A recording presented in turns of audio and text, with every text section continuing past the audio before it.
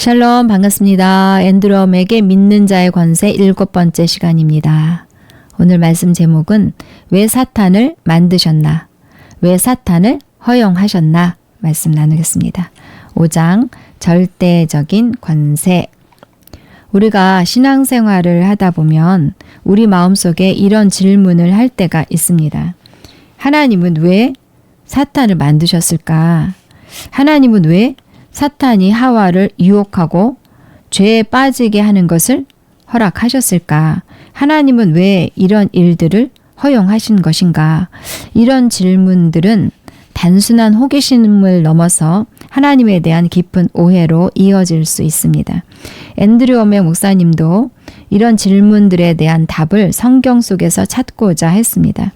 앤드류 목사님의 통찰은 루시퍼의 타락에 대한 전통적인 해석과는 좀 다른 시각을 제시합니다. 목사님의 새로운 관점은 하나님에 대한 오해를 바로잡고 우리가 가진 권세에 대해서 더 깊이 이해할 수 있도록 도와줍니다. 오늘 우리가 함께 살펴볼 내용은 다음과 같습니다. 첫 번째, 루시퍼의 기원에 대해서, 두 번째, 인간에게 주어진 이 땅에 대한 무조건적인 통치권, 거기에 비해서 루시퍼에게 주어진 조건적인 권세, 네 번째, 루시퍼의 타락에 대한 보편적인 신학과 앤드류 오맥의 관점에 대해서, 다섯 번째, 루시퍼의 타락 동기, 여섯 번째, 하나님의 말씀과 신실하심, 이런 내용으로 말씀을 나누도록 하겠습니다. 첫 번째, 루시퍼의 기원. 사탄 마귀는 타락하기 전에 루시퍼였습니다. 루시퍼가 사탄이 된 거지요. 루시퍼에 대한 정보는 에스겔, 이사야, 계시록에서 찾아볼 수 있습니다. 루시퍼는 하나님이 창조하신 아름답고 완벽한 천사였습니다. 에스겔 28장 13절 말씀, 너가 옛적에 하나님의 동산 에덴에 있어서 각종 보석, 곧 홍보석과 황보석과 금강석과 황옥 등등 이런 각종 보석으로 단장하였으며 각종 보석으로 단장했다, 이렇게 되어 있습니다. 그러니까 루시퍼는 굉장히 아름다운 천사였다는 것을 알 수 있습니다. 너가 지음 받던 날에 루시퍼는 지음을 받았습니다. 하나님께서 루시퍼를 창조하셨습니다. 너를 위해 소고와 비파가 준비되었도다. 소고와 비파는 단순한 악기가 아니라 예배와 찬양, 아름다움을 상징합니다. 그래서 너를 위해서 소고와 비파가 준비되었다는 것은 루시퍼가 창조될 때부터 특별히 예배와 찬양, 이런 것에 관련된 역할을 위해서 지음받았다는 의미로 해석할 수 있습니다. 그래서 루시퍼는 하나님께서 창조하신 아름다운 천사, 예배와 관련된 천사였습니다. 14절 말씀, 너는 기름 부음을 받고 지키는 그룹이며 내가 너를 세움에 너가 하나님의 성산에 있어서 불타는 돌들 사이에 왕래하였도다. 루시퍼는 하나님께 특별한 사명을 위해서 기름 부음을 받았습니다. 지키는 일을 위한 그룹이었습니다. 그룹은 높은 지위에 있는 천사를 말한다고 합니다. 내가 너를 세우매, 하나님께서 루시퍼를 세우셨고 하나님의 성산에서 불타는 돌들 사이에 왕래했다. 불타는 돌들은 하나님의 임재와 영광을 상징한다고 합니다. 그러니까 하나님의 임재와 영광을 상징하는 불타는 돌들 사이를 왔다 갔다 왕래했다고 하지요. 하나님 보좌 주변을 가까이에서 왕래할 만큼 하나님과 친밀하고 높은 위치에 있었던 천사였다는 것을 알 수 있습니다. 자, 그 다음, 너가 지음을 받던 날로부터 네 모든 길에 완전하더니 마침내 너에게서 불의가 드러났도다. 너가 지음 받던 날로부터 너의 모든 길에 완전했다. 그러니까 하나님께서 루시퍼를 완전한 천사로 창조하셨습니다. 그런데 마침내 너에게서 불의가 드러났도다. 어디서 불의가 드러났다고 합니까? 루시퍼에게서 불의가 드러났다고 하지요. 하나님이 어떻게 하신 것이 아닙니다. 하나님께서 타락시킨 것이 아닙니다.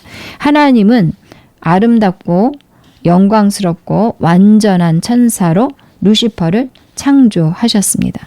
17절에 보면 너가 아름다움으로 마음이 교만하였으며 너가 영화로움으로 내 지혜를 더럽혔음이여. 하나님께서 창조하신 루시퍼는 아름답고 영화롭고 지혜로웠습니다. 그런데 루시퍼가 자신이 너무 아름답고 완벽해서 교만해진 것입니다. 그러니까 하나님께서 사탄을 만드신 것이 아닙니다. 하나님은 사탄을 만들지 않고 완벽하고 너무 아름다운 루시퍼를 만드셨습니다. 그런데 루시퍼가 교만해져서 사탄으로 변한 것입니다. 하나님이 사탄을 창조하신 것이 아닙니다. 자, 두 번째, 인간에게 주어진 이 땅에 대한 무조건적인 통치권. 아담과 하와는 하나님의 형상을 따라 신적인 존재로 창조되었습니다. 그리고 하나님께서 아담과 하와에게 이 땅에 대한 절대적인 무조건적인 통치권을 주셨습니다. 모든 생물을 다스리라. 모든 생물. 어떤 제한도 어떤 조건도 없는 절대적인 권세와 능력을 아담과 하와에게 주셨습니다. 아담과 하와에게 주신 통치권에는 어떤 제한도 없었습니다. 이제 너희가 나의 인도를 따라서 내가 원하는 대로 행하는 한 너희들이 땅을 통치하도록 해주겠다고 말씀하지 않으셨습니다. 하나님께서는 인간에게 주신 통치권에 대해서 어떤 자격도 두시지 않았습니다. 이 땅에 대한 하나님의 통치권을 아담과 하와에게 위임하신 것입니다. 생육하고 번성하여 땅에 충만하라. 땅을 정복하라. 모든 생물을 다스리라. 하나님은 인간에게 자율적이고 무조건적인 통치권을 주셨습니다. 거기에 비해서 루시퍼에게 주어진 권세는 조건적인 권세였습니다. 하나님께서 아름답고 완벽하게 창조하신 높은 지위에 있는 루시퍼에게는 아담과 하와가 가진 절대적인 권세가 없었습니다. 천사들은 자유의지를 가진 존재입니다. 베드로후서 2장 4절 이 말씀 보면 하나님이 범죄한 천사들을 용서하지 아니하시고 하나님이 범죄한 천사들 이렇게 나오죠. 천사들이 범죄했다는 것은 그들에게 선과 악을 선택할 수 있는 자유의지가 있다는 것을 이야기하는 거죠. 유다서에도 보면 자기 지위를 지키지 아니하고 자기 처소를 떠난 천사들 이렇게 나옵니다. 자기 지위를 지키지 않고 자기 처소를 떠날 수 있다는 건 뭐예요? 이들에게 자유의지가 있다는 거지요. 천사들은 자유의지가 있는 존재들입니다. 그런데 천사들이 자유의지를 가지고 있었지만 그들의 권세와 능력은 아담과 하와처럼 무조건적인 것은 아니었습니다. 그들의 권세는 조건적이고 제한적이기 때문에 하나님께서 원하시면 즉시 무력화시킬 수 있었습니다. 그래서 루시퍼도 자유의지를 가지고 있었지만 그 권세는 하나님께 순종할 때만 유지되는 조건적인 권세였습니다. 자, 네 번째. 루시퍼의 타락에 대한 보편적인 신학과 앤드류 오맥의 관점, 그 차이를 나누도록 하겠습니다. 루시퍼의 타락에 대해서 앤드류 오맥은 보편적인 신학과는 다른 관점을 제시하고 있습니다. 보편적인 신학이란 교회사에서 폭넓게 받아들여지고 있는 해석과 교리를 의미합니다. 앤드류 목사님은 성경의 본문을 문자적으로 해석하기보다는 하나님의 성품과 말씀의 일관성에 기반한 신학적 통찰을 제시하고 있습니다. 보편주의 신학에서 말하는 루시퍼의 타락은 이렇습니다. 루시퍼가 하늘에서 반역을 했다.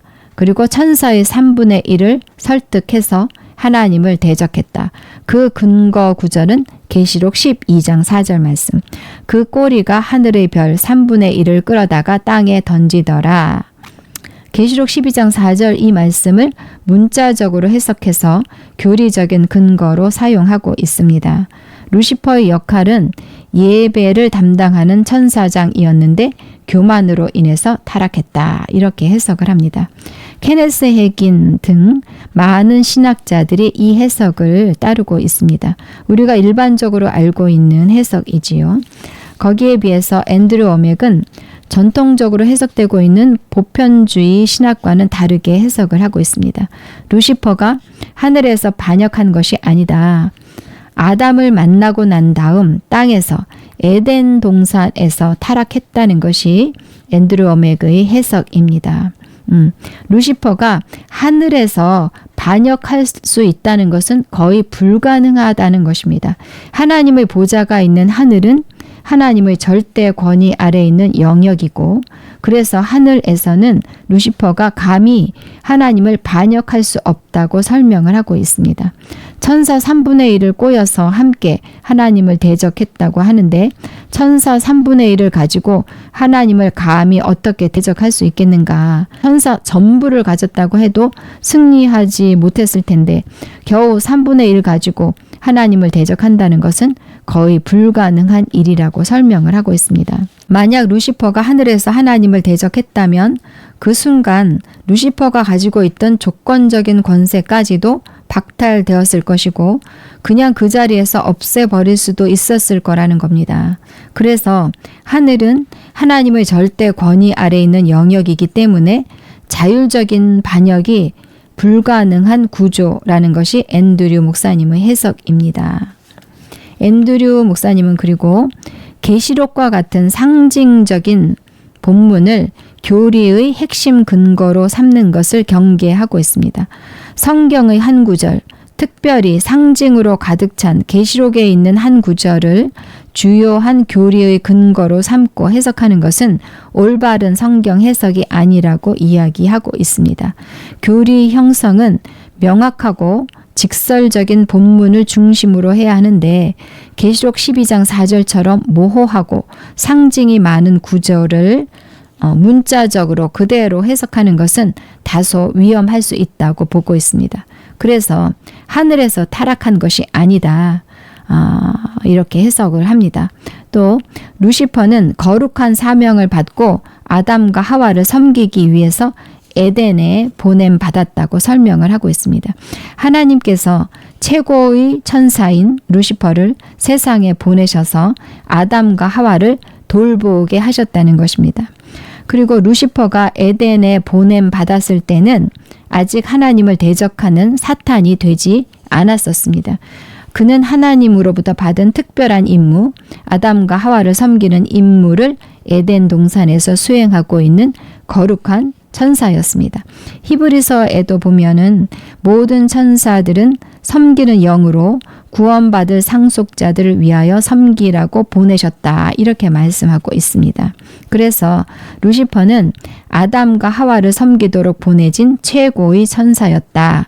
하나님께서 아담과 하와를 유혹하도록 루시퍼를 보낸 것이 아니라 그들을 섬기라고 보내셨다. 그들을 섬기고 돌보라고 보내셨다. 루시퍼는 거룩한 사명을 받고 세상에 온 것이라고 설명을 하고 있습니다. 여기에 비해서 보편적인 신학에서는 루시퍼가 하늘에서 죄를 범했고 그래서 하늘에서 쫓겨났고 에덴 동산에서 사탄이 아담을 유혹하도록 하나님께서 허용하셨다. 이렇게 해석을 합니다.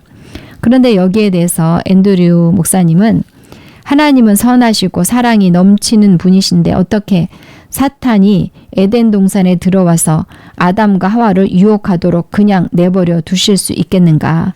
그것은 마치 굶주린 사자나 곰이 숨어 있는 줄 뻔히 알면서도 2살짜리 아이를 그 숲을 근처에서 놀게 하는 것과 다름없다. 그렇기 때문에 하나님께서 사탄을 에덴 동산 안에 두셔서 아담과 하와를 유혹하게 하셨다는 생각은 받아들이기 어려운 해석이라고 하고 있습니다.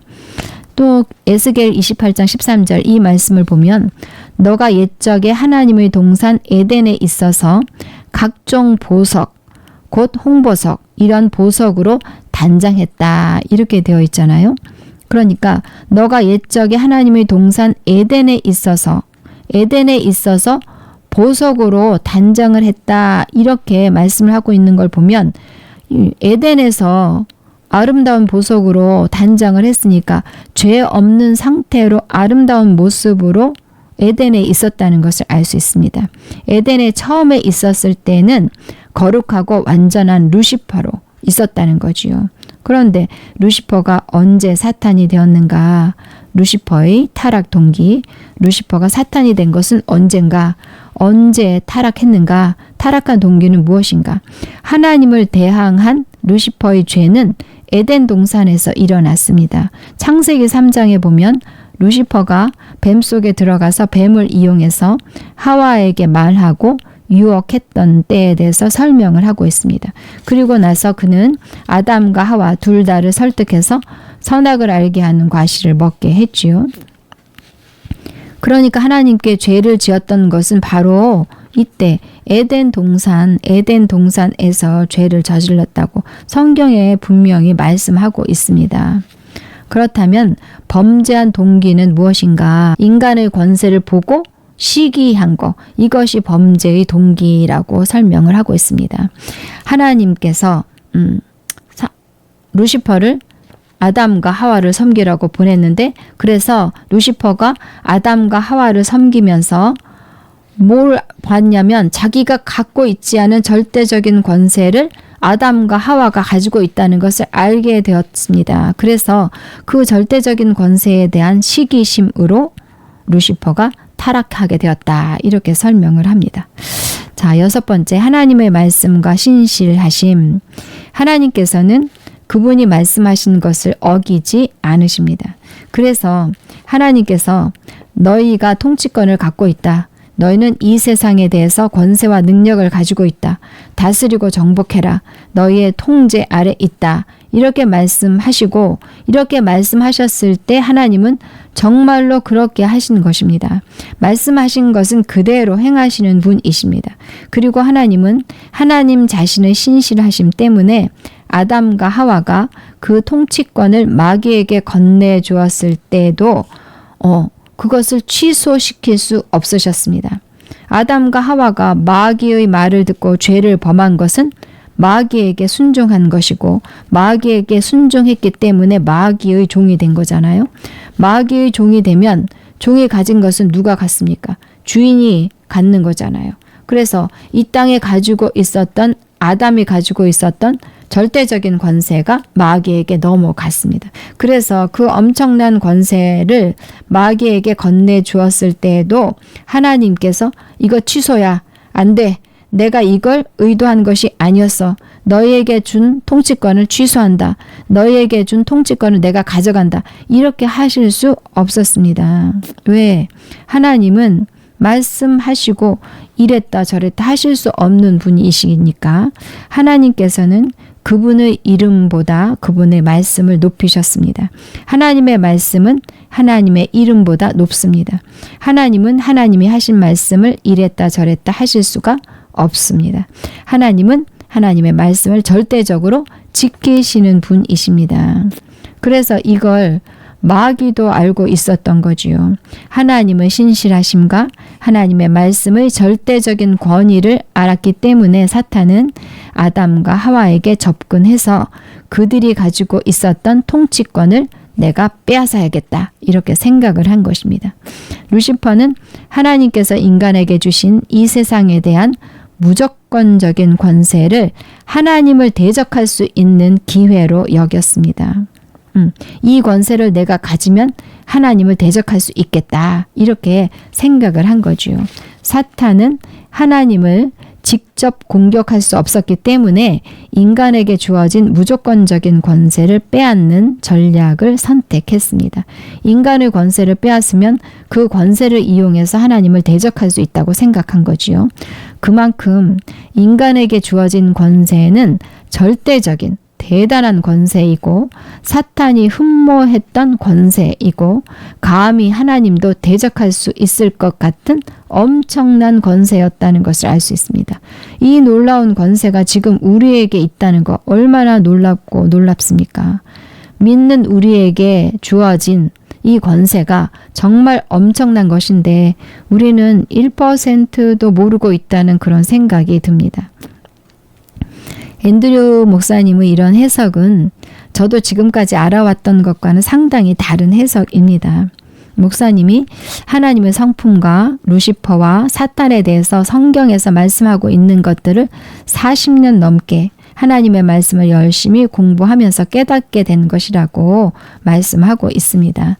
성경이 이 모든 것에 대해서 선명하게 말씀하지는 않지만, 그리고 하나님께서 우리에게 모든 것을 낱낱이 드러내시지는 않았지만, 성경을 자세히 살펴보면서 유추해 볼 때 이렇게 보는 것이 맞는 시각이라고 말씀하고 있습니다. 성경이 이 모든 내용을 명확하게 단정짓고 있지 않기 때문에 내 해석만이 절대적으로 옳다고 주장할 수는 없습니다. 우리가 이러한 겸손한 태도를 갖는 것 중요합니다. 말씀을 대하는 데 있어서 이런 겸손한 태도가 아주 중요합니다. 우리는 모두 진리를 향해 나아가는 과정 가운데 있기 때문에 모든 걸 다 안다고 할 수 없습니다. 그래서 목사님이 말씀을 깊이 있게 탐구하는 이 목사님의 이 자세가 정말 존경스럽습니다. 목사님의 해석이 전통적인 해석과는 차이가 있지만 성경 속에서 근거를 찾아낸 해석이기 때문에 충분한 설득력을 지니고 있습니다. 앤드류 오맥 목사님이 특별히 강조하는 핵심은 이것입니다. 하나님은 선하신 분이시기 때문에 아담과 하와를 유혹하도록 사탄을 의도적으로 보내셨을 리 없다. 그리고 두 번째, 우리가 믿는 자로서 받은 권세는 루시퍼조차 시기하고 탐낼 만큼 절대적인 권세라는 것입니다. 그렇기에 우리는 이 권세를 인식하고 적극적으로 사용해야 합니다. 이미 권세를 받았는데도 불구하고 이 권세가 얼마나 강력한지 모르고 마치 아무런 권세도 없는 것처럼 연약한 자로 살아서는 안 되겠습니다. 여러분 사랑하고 축복합니다. 샬롬 샬롬.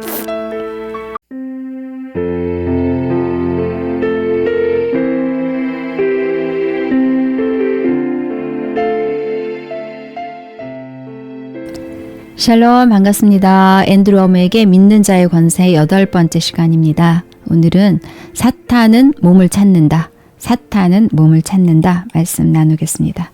6장 이 세상의 신. 오늘 말씀은 사탄이 가진 권세가 무엇인지, 사탄의 약점은 무엇인지, 우리 믿는 자의 권세가 어디에 있는지, 여기에 대해서 말씀을 나누도록 하겠습니다. 첫 번째, 하나님께서 아담과 하와를 이 땅의 신들로 지으셨습니다. 내가 말하기를 너희는 신들이며 다 지존자의 아들들이라 하였으나, 하나님께서 사람을 창조하시고 사람을 향해서 너희는 신들이다 이렇게 말씀하셨습니다. 여기서 신들은 대문자 쥐가 아니고 소문자 쥐입니다. 신성의 의미로서 하나님들이 아니라 통치권의 의미로서 신들입니다. 하나님께서 사람을 창조하시고 이 땅에 대한 통치권, 권세와 능력을 사람에게 주셨다는 거지요. 그래서 아담과 하와는 하나님을 대신해서 이 세상을 다스리는 존재, 곧 이 땅의 신들이었습니다. 하늘은 여호와의 하늘이라도 땅은 사람에게 주셨도다. 이 말씀에도 보면 땅을 사람에게 주셨다고 하고 있습니다. 하나님께서 땅의 주권을 사람에게 주신 것입니다. 사람이 창조자는 아니지만 마치 사람이 창조자인 것처럼 이 땅을 다스리는 권세와 능력을 사람에게 주셨습니다. 이 땅에 대한 전권을 사람에게 맡기신 것입니다. 이거는 마치 집주인이 자기 집을 전세로 내어준 것과 같습니다. 전세를 주면 집주인은 세입자의 허락 없이는 그 집에 마음대로 들어갈 수 없잖아요. 마찬가지로 하나님께서 이 땅을 사람에게 주셨기 때문에 하나님도 사람의 동의나 기도를 통해서만 이 땅에 개입하실 수 있습니다. 우리가 하나님께 기도할 때 하나님은 합법적으로 이 땅의 일에 개입하실 수 있습니다. 땅을 사람에게 주셨다. 이 말씀은 단순한 상징이 아니고 실제적인 영적 법칙입니다. 하나님께서 이 땅을 정말 인간에게 주신 것입니다. 그래서 아담과 하와가 이 땅의 신들이었습니다. 두 번째, 루시퍼의 타락. 루시퍼는 원래 아담과 하와를 섬기도록 보냄받은 천사였습니다. 그런데 루시퍼가 하나님께서 아담과 하와에게 주신 무조건적인 권세를 보았을 때 그는 그것이 자신에게는 없는 권세라는 것을 깨달았습니다. 루시퍼는 자기에게 없는 이 땅에 대한 절대적인 권세를 보았을 때 그것을 빼앗아야겠다는 생각을 했습니다. 이사야 14장, 여기서 그의 생각을 볼 수가 있습니다. 내가 하늘에 올라 하나님의 뭇별 위에 내 자리를 높이리라. 내가 가장 높은 구름에 올라가 지극히 높은 이와 같아지리라. 루시퍼는 하나님처럼 되기를 원했습니다. 지극히 높은 하나님과 같아지기를 원했습니다. 그는 최고로 높은 천사로 만족하지 않았습니다. 그런데 그가 하나님의 위치를 원하기는 했지만 하늘에서는 하나님의 절대적인 주권 때문에 결코 왕이 될 수 없다는 것을 알았습니다. 대신 아담과 하와에게 주신 절대적인 권세를 빼앗기만 하면 땅에서는 자기가 왕이 될 수 있겠다, 이런 생각을 하게 된 것입니다. 아담과 하와를 자기에게 굴복시켜서 하나님을 대적하게 할 수 있다면 그가 이 세상의 새로운 신이 될 수 있겠다고 생각한 거죠. 하늘에서는 왕이 될 수 없지만 적어도 이 땅에서만큼은 하나님도 간섭할 수 없는 신이 될 수 있겠다고 생각한 것입니다.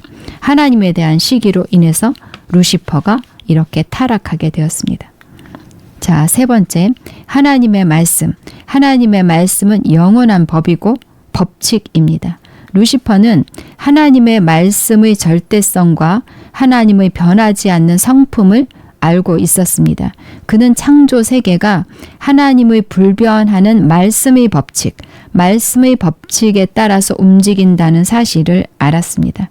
시편은 여호와여 주의 말씀은 영원히 하늘에 굳게 섰사오며, 영원히 하나님의 말씀이 하늘에 굳게 섰다고 말씀하고 있습니다. 말라기에서는 나 여호와는 변하지 아니하나니 하나님의 성품은 변하지 않는다, 이렇게 선포하고 있습니다. 하나님의 말씀은 곧 우주의 법칙이고 변할 수 없는 기준입니다.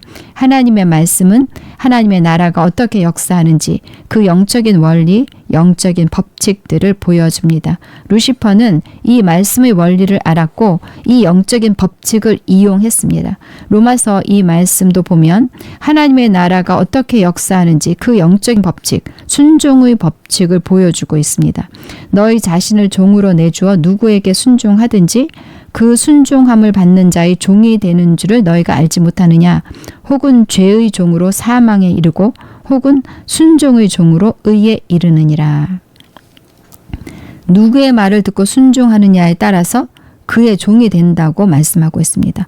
누구의 말을 듣고 순종하느냐가 그의 권세 아래로 들어가는 것을 결정하는 것입니다. 죄에게 나를 내어주면 죄의 권세 아래 들어가서 죄의 종이 되고, 하나님께 나를 내어주면 하나님의 권세 아래 들어가서 의의 종이 됩니다. 그러니까 사탄이 시키는 대로 하면 사탄의 종이 된다는 이야기지요. 이거 하나님의 영적인 법칙입니다. 하늘에 굳게 세워진 순종의 법칙입니다. 사탄은 바로 이 법칙을 이용했습니다. 아담과 하와가 사탄의 말을 듣고 순종하면 그들이 사탄의 종이 될 것을 알았습니다. 그래서 아담을 속여서 아담으로부터 스스로 넘겨받게 만들자고 생각을 한 것입니다. 그래서 아담과 하와에게 접근을 해서 그들을 유혹했지요. 힘이 아니라 속임수를 사용해서 그들을 유혹했습니다. 이 열매를 먹으면 눈이 밝아져서 하나님처럼 될 거다, 이렇게. 그래서 아담과 하와가 사탄의 말을 듣고 순종을 했지요. 힘으로 제압하거나 강요한 것이 아닙니다. 거짓말을 믿게 해서 아담과 하와가 자원해서 마귀의 말을 듣도록 한 것입니다. 아담이 사단의 말을 듣고 순종해서 사단의 종이 되니까 종이 가지고 있던 이 땅에 대한 권세가 누구에게로 넘어가겠습니까? 종이 가진 것은 주인에게로 넘어가는 거니까 이 땅의 권세가 사탄에게로 넘어가게 된 것입니다. 그들이 사탄에게 복종함으로 사탄의 종이 되어서 그들이 가지고 있던 다스리는 권세를 그들이 사탄에게 넘겨준 것입니다. 아담이 사탄에게 순종한 그 순간 아담에게 있던 이 땅에 대한 통치권이 합법적으로 사탄에게 넘어갔습니다. 누가복음에도 보면 이 권세는 내게 넘겨준 것이라고 사탄이 말하고 있습니다.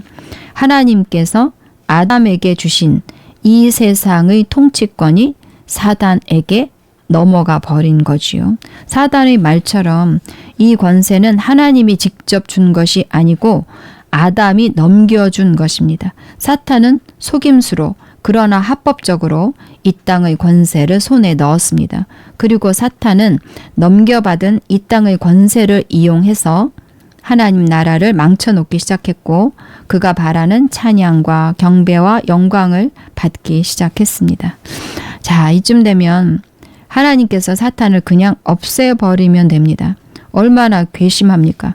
아담도 하와도 그리고 마귀도 그냥 멸망시켜버리고 새롭게 시작하실 수도 있었습니다. 그런데 그렇게 하지 않으셨습니다. 왜 사탄을 즉시 멸하지 않으셨을까요? 하나님은 전능하시지만 자신의 말씀을 어길 수 없기 때문입니다. 하나님은 자신의 말씀을 결코 어길 수 없는 분이십니다. 하나님께서 이미 땅은 사람에게 주셨다고 말씀하셨기 때문에 하나님 자신이 그 말씀을 무효화하고 직접 개입하신다면 말씀의 신실성을 깨뜨리는 일이 됩니다. 이 땅에 대한 통치권을 육체를 입고 있는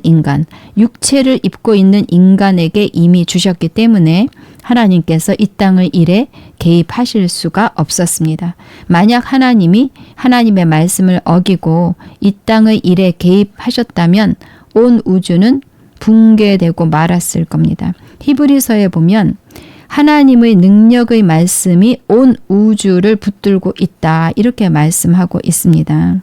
그래서 이 땅 그리고 우주가 유지되는 이유는 중력이 아니라 하나님의 변치 않는 능력의 말씀이 우주를 붙들고 있기 때문입니다. 그런데 만약 하나님 말씀이 이랬다 저랬다 변한다면 어떻게 되겠습니까? 그 순간 우주는 무너져 버릴 겁니다. 그런데 그럴 걱정이 없습니다. 하나님의 말씀은 절대 불변이기 때문입니다. 하나님도 하나님의 말씀을 신실하게 지키십니다. 그래서 하나님께서 아담과 하와에게 이미 통치권을 주셨기 때문에 아담과 하와가 이 세상에 대한 그들의 권세와 능력을 사탄에게 주기로 했다면 그렇게 하는 것 또한 그들의 권리였습니다. 하나님이 이미 이 땅의 권세를 사람에게 준다고 말씀하셨기 때문에 그 말씀을 무효로 하실 수 없었습니다. 그래서 하나님은 아담과 하와의 선택, 그들이 사탄에게 복종한 그 결정을 존중하셨습니다. 와, 엄청납니다. 하나님께서 이토록 우리를 존중하십니다. 아담과 하와가 사탄에게 권세를 넘겨주는 선택을 했을 때 하나님은 그 선택의 결과를 그대로 두셨습니다. 하나님의 성품과 하나님의 신실하심, 하나님 말씀의 절대성, 그리고 사람을 향한 하나님의 사랑 때문에 그렇게 하신 것입니다. 사탄은 이 점을 알고 사람을 인질로 삼았습니다. 사람이 사탄의 인질이 된 것입니다. 사탄은 힘을 사용해서 이 땅의 통치권을 빼앗은 것이 아니었습니다. 사탄은 속임수를 사용했고 아담과 하와는 자발적으로 그에게 굴복했습니다. 그래서 사탄은 그들을 인질로 삼아서 하나님께 이렇게 말할 수 있었습니다. 하나님, 그들이 이 권세를 내게 주었습니다. 그것은 그들의 선택이었습니다. 나는 그들에게 강요하지 않았습니다. 하나님, 만약 당신이 나를 제거하고자 한다면 아담과 하와 역시 멸망시켜야 할 것입니다. 그들은 자유의지로 이 일을 행했습니다. 이렇게 사탄은 사람을 인질처럼 붙잡고 하나님께서 개입하지 못하도록 막았습니다. 인간에 대한 하나님의 위대한 사랑 때문에 사탄이 이 세상의 신이 되는 것이 허용되었습니다. 우리를 다 없애버리고 이 모든 일을 새롭게 시작하는 대신 하나님께서는 우리가 행한 것이 유효하도록 놔두셨습니다. 우리가 본래 이 세상에 대해서 절대적인 지배자이고 신들이 되는 것이 하나님의 의도였습니다. 그러나 인간은 그들의 통치권, 권세와 능력을 루시퍼에게 넘겨주었습니다. 그래서 하나님께서 창조하신 아름다운 천사였던 루시퍼를 사단으로 만든 것은 인간 자신이었습니다. 아담과 하와는 그들의 권세와 능력을 루시퍼에게 넘겨줌으로 루시퍼를 사탄으로 만들어 버린 것입니다. 그래서 결국 사탄이 인간에게 주신 권세를 차지하게 되었죠. 사탄이 사용하는 권세는 하나님에게서 온 것이 아닙니다. 사탄이 사용하고 있는 권세는 인간에게 주셨던 권세입니다. 많은 사람들이 사탄이 강력한 힘을 가진 존재, 무시무시한 존재, 두려운 존재 이렇게 생각을 하지만 실제로는 그렇지 않습니다. 사탄이 오늘날 사용하는 권세는 그가 하나님께로부터 직접 받은 권세가 아닙니다. 사탄이 가진 권세는 인간의 권세입니다. 우리에게서 그 권세를 빼앗은 것입니다. 루시퍼는 아름답고 높은 지위에 있는 천사였고 하나님으로부터 위임받은 권위와 능력을 가지고 있었습니다. 그렇지만 죄를 범하고 사탄이 된 바로 그 순간 하나님께 받았던 루시퍼로서의 영광과 권세를 박탈당했습니다. 루시퍼가 하나님을 반역했을 때 그의 권세를 잃어버리고 사탄이 되었습니다. 그래서 사탄은 천사들이 가지고 있는 그 능력조차 없습니다. 그리고 지금 사탄이 사용하는 권세는 인간에게 주셨던 똑같은 권세와 능력이지 그보다 더 우세한 것이 아닙니다. 그리고 또 하나 사탄의 최고 약점은 사탄은 몸을 필요로 한다는 것입니다. 사탄은 육체를 필요로 합니다. 이 부분이 아주 중요합니다. 사탄의 약점은 몸이 없다는 것입니다. 사탄은 영이지요. 사탄에게는 몸이 없습니다. 이것이 사탄의 약점입니다. 왜 그런가 하면 하나님께서 이 땅을 다스리는 권세를 육체를 가진 인간에게 주셨습니다. 육체를 가진 인간. 따라서 몸이 없는 사탄은 이 땅에서 자기 스스로는 통치권을 행사할 수 없습니다. 사탄이 아담으로부터 이 권세를 불법적으로 찬탈했지만 여전히 이 땅에서 합법적으로 활동하기 위해서는 육체를 가진 존재의 동의나 협력이 필요합니다. 그래서 사탄과 귀신들은 육체를 찾고 있는 겁니다. 사탄에게 스스로 자리를 내어주는 육체를 찾고 있습니다. 그들에게 복종하는 누군가를 필요로 합니다. 사탄은 천사와 같은 어떤 영적 능력도 가지지 못했습니다. 그의 영적인 능력을 박탈당했잖아요.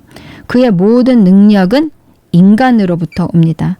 사탄이 존재하고 기능을 발휘하는 유일한 근거는 사람들이 그에게 협조해서 능력을 주기 때문입니다. 그것이 그가 들어갈 몸을 늘 찾는 이유입니다. 사탄은 그에게 협조하는 육체적인 몸을 얻지 못하면 아무 일도 할 수 없습니다. 신약 성경에 보면 악한 영들이 거처 할 육체를 찾는다는 것을 명확하게 보여주는 구절들이 있습니다. 누가복음에 보면 예수님께서 더러운 귀신이 나갔다가 쉴 곳을 찾지 못해서 다시 돌아오는 비유를 말씀하고 있습니다. 더러운 귀신이 사람에게서 나갔을 때에 쉴 곳을 찾아 물 없는 곳으로 다니며 얻지 못하고 이에 이르되 내가 나온 내 집으로 돌아가리라. 여기서 보면 악한 영은 육체 없이 떠도는 상태를 쉴 곳을 얻지 못하는 불안정한 상태로 묘사하고 있습니다. 이는 악한 영들이 이 세상에서 활동하고 안식하기 위해 육체라는 집을 필요로 한다는 것을 말해주는 것입니다. 더러운 귀신이 사람에게서 나갔다가 쉴 곳을 찾았는데 찾지 못하니까 아유 안 되겠다. 내가 나왔던 내 집으로 돌아가야겠다. 이렇게 말하잖아요. 귀신들은 사람들의 몸을 자기들이 쉴 수 있는 집이라고 생각합니다. 또 마가복음에도 보면 예수님께서 거라사 지방에 군대 귀신 들린 사람에게서 귀신들을 쫓아내니까 그 쫓겨나간 그 귀신들이 예수님께 뭐라고 하냐면 우리를 돼지에게로 보내어 돼지에게 들어가게 해달라고 간청을 했습니다. 왜냐하면 돼지는 육체를 가진 존재이기 때문이지요. 사람의 몸에서 쫓겨난 악한 영들이 당장 돼지의 몸에 들어가려고 했던 것을 볼 때 그들이 이 세상에서 영향력을 행사하고 존재하기 위해서는 물리적인 몸이 필요하다는 것을 알 수 있습니다. 사탄은 반드시 물리적인 통로를 사용해야만 작동할 수 있습니다. 그래서 사탄은 몸을 찾는 거예요. 우리가 사탄에게 우리를 내어주는 것은 사탄에게 능력을 주는 것입니다. 그렇지만 우리가 그에게 우리 자신을 내어주지 않으면 사탄은 우리 위에 아무런 능력도 행사할 수 없습니다. 우리가 협조하지 않으면 사탄은 무력합니다. 사탄은 우리가 협조하지 않으면 아무 일도 할 수 없습니다. 그는 육체가 없기 때문에 그의 계획이 실행되기 위해서는 인간의 동의와 순종이 필요합니다. 그래서 성경은 삼킬 자를 찾는다고 말씀하지요. 마귀는 순종할 대상을 찾고 있는 것입니다. 하나님께서 육체를 가진 인간에게 이 땅에 대한 권세를 주셨기 때문에 우리가 그에게 순종하지 않는 한, 그리고 죄들에 빠지지 않는 한 육체가 없는 사탄은 완전히 힘이 없습니다. 그래서 우리의 행동이 매우 중요합니다. 나의 육체가 사탄에게 권세를 줄 수 있는 것입니다. 우리가 탐욕, 거짓, 분노, 미움, 용서하지 못함 등등 이런 죄에 빠질 때마다 우리는 자신도 모르게 마귀에게 권세를 넘겨주는 것입니다. 믿는 자의 삶에서 가장 중요한 것은 누구의 말을 듣고 순종하느냐 하는 것입니다. 우리가 하나님께 순종하면 하나님 나라의 통치가 나타나고 마귀에게 순종하면 그에게 권세를 주는 결과가 나타납니다. 우리에게 육체가 있다는 것이 중요합니다. 육체가 없는 존재는 직접적으로 이 땅에 개입하거나 통치권을 행사할 수 없습니다. 이거 법입니다. 법. 영적인 법칙. 사도 바울도 지금 육체를 갖고 있지 않기 때문에 이 세상에서 직접 어떤 영향력도 행사할 수 없습니다. 바울이 우리에게 영향을 주는 유일한 방법은 그가 남겨둔 기록, 즉 말씀을 통해서입니다. 우리가 바울 서신을 읽을 때 그 말씀을 통해서 바울의 생각과 믿음이 우리에게 영향을 미치는 거지요. 그런데 우리는 바울과 다릅니다. 우리는 지금 육체를 가지고 이 땅에 살고 있습니다.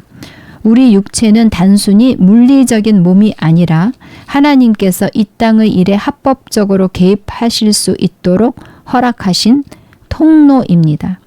이 땅의 옷, 즉 우리의 육체가 우리에게 능력을 부여하고 권세를 주는 것입니다. 우리 육체는 하나님께서 이 세상에서 역사하실 수 있는 권세의 통로입니다. 그래서 지금 이 순간 하나님은 바울을 통해서 일하지 않으십니다. 하나님은 우리를 통해서 일하실 수 있습니다. 우리가 육체를 가지고 있기 때문입니다. 바로 이것이 이 땅에서 우리가 사도 바울보다 더 큰 권세를 갖는 이유입니다. 사탄은 원인을 제공합니다. 사탄은 속임수와 인간의 육체적, 정신적 영역을 통해서 공격합니다.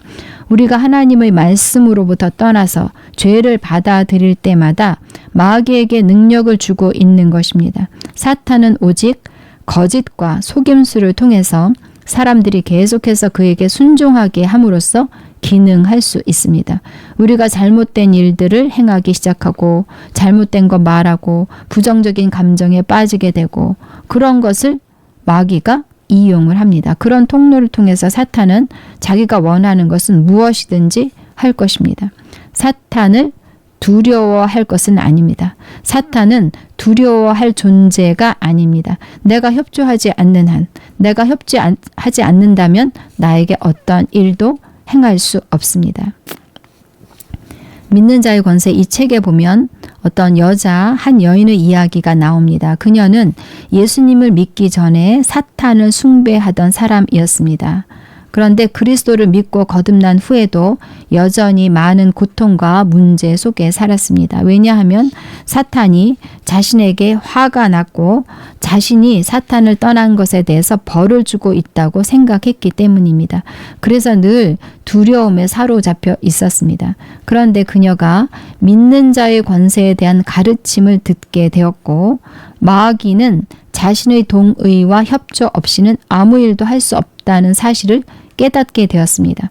그 진리를 알게 된 순간 그녀 안에 있던 모든 두려움이 사라졌고 두려움이 떠나자마자 마귀의 억압에서도 완전히 자유롭게 되었다고 간증을 하고 있습니다. 저희 교회에서도 예전에 이런 일이 있었습니다.